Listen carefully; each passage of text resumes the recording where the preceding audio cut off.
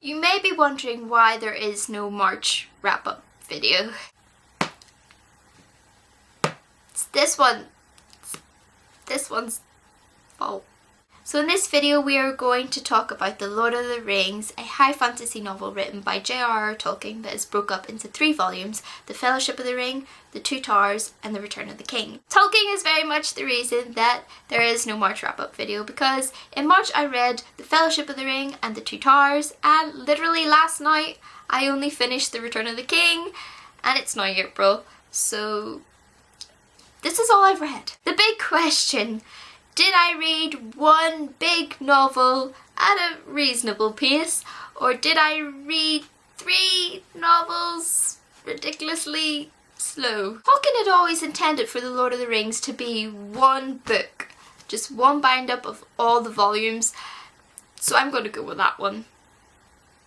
I don't know why I tend to read Tolkien's work so slowly. Usually reading something slowly is a sign that something hasn't captivated you and it hasn't pulled you in and it doesn't have intrigue and you're just not interested in it. But that's not the case with this. In fact, it is quite the opposite. Tolkien has created a world that is so detailed and magnificent and you completely get immersed into it. And it gives you so much detail and you want to take in every single bit of it and you don't want to miss any information. And for that reason, I tend to read it slowly because I want to take everything in. And I suppose then it's a good reason that I read it slowly, because I want to know everything. I want to take it all in. So a little bit of a rundown. Following on from The Hobbit, or probably even more so related to the Tales of the Silmarillion, Middle-earth has been plunged back into darkness with the rise and return of the Dark Lord Sauron, the creator of the One Ring. The ring was cut from Sauron's finger during the siege of Barad-dûr by Isildur. Then Isildur lost the ring when he was killed at the River Anjun, and the ring was discovered by Déagol, who was then killed by Sméagol, who then became Gollum, who was tricked by Bilbo. Are you keeping up? Frodo Baggins is the nephew and heir of Bilbo Baggins, and he inherits the One Ring. With dark times ahead and Sauron's attempt in pursuing to find the ring and to take it back into his power, it is up to Frodo to destroy the ring and in turn saving Middle-earth. Therefore another fellowship is then formed, the Fellowship of the Ring, and so begins the War of the Rings. That was probably the most shortest and vaguest kind of descriptive rundown ever, and I do apologise. Probably jumping right in at characters, and oh my gosh, characters. There is so much bromance throughout The Lord of the Rings, just so much bromance, from Frodo and Sam to Gimli and Legolas, to Aragorn, who loves everyone, Gandalf and Shadowfax. I want to talk a bit about my favourite, which is Merry and Pippin. Bromance forever.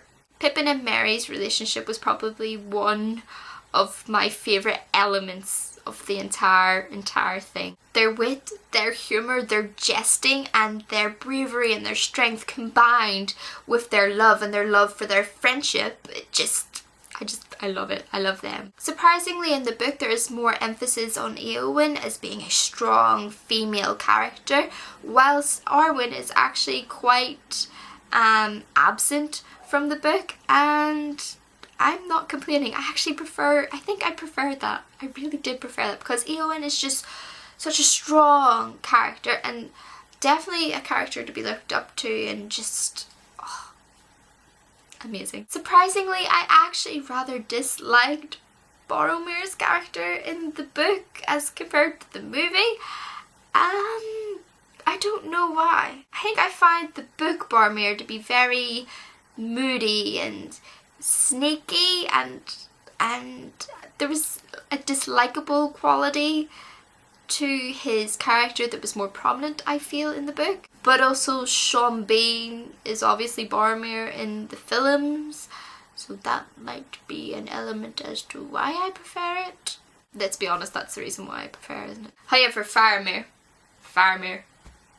so much love, so much love. What Tolkien does really well is in description and describing and really laying out a world that we can visually see. He doesn't miss a beat at telling us a bit of information, and so the worlds become very, very, very real to us. We can picture the Shire, we can picture Rivendell, we can picture the caves of Moria and Keep at Helm's Deep and Gondor and Mount Doom and just everything. And visually we can almost see it in our mind's eye. It's almost like it's real to us. I think almost sometimes if you read Tolkien, it's almost like reading a history book, because there's so much information, there's so much detail, and there's so much background knowledge that, to be honest, it could almost be real if it wasn't for the fact that it's not. But sometimes it could almost be like reading a history book, and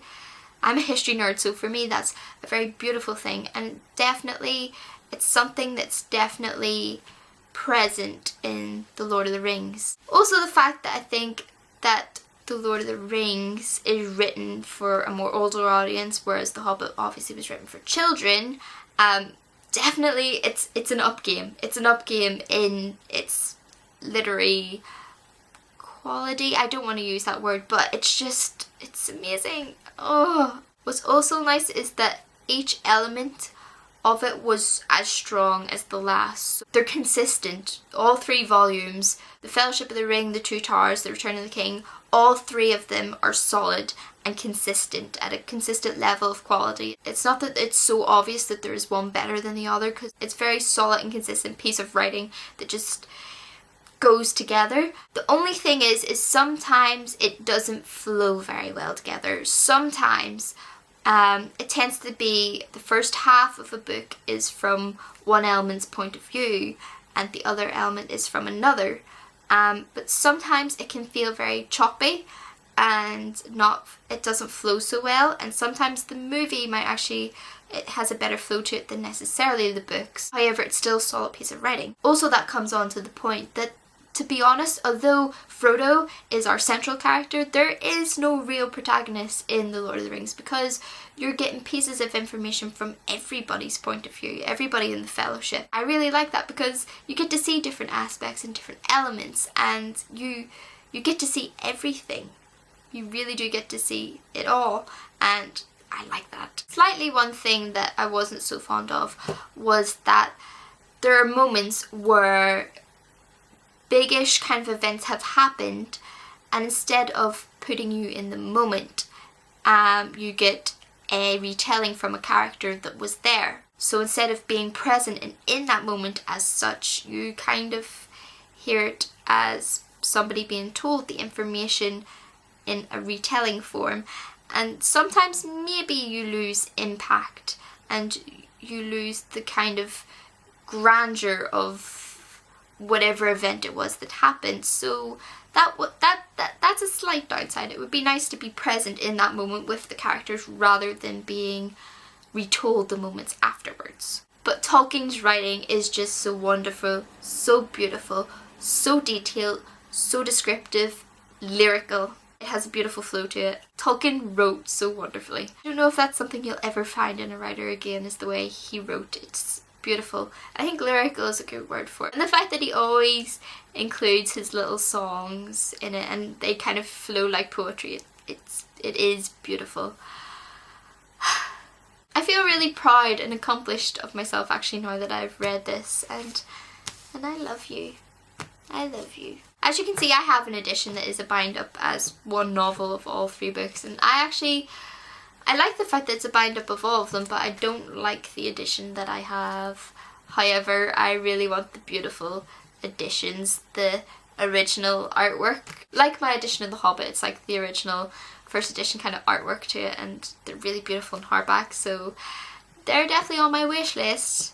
I got in the spirit for it. I wore my Tolkien compass necklace, and I've came in possession of the One Ring. Yeah. If you have read The Lord of the Rings, please leave down in the comments, let me know what you thought, and if you also love Tolkien's work, and also does it take you quite a while to read Tolkien, as it apparently takes me quite a while to read Tolkien. I love you still. Links to my other social media, as always, will be listed down below. And if you did like this video, please do give it a big thumbs up. It would be greatly appreciated. And if you have not already, please do subscribe and join our family. It would be awesome and you'd be more than welcome. And until the next video, bye. One ring to rule them all, one ring to find them, one ring to bring them all, and in the darkness bind them.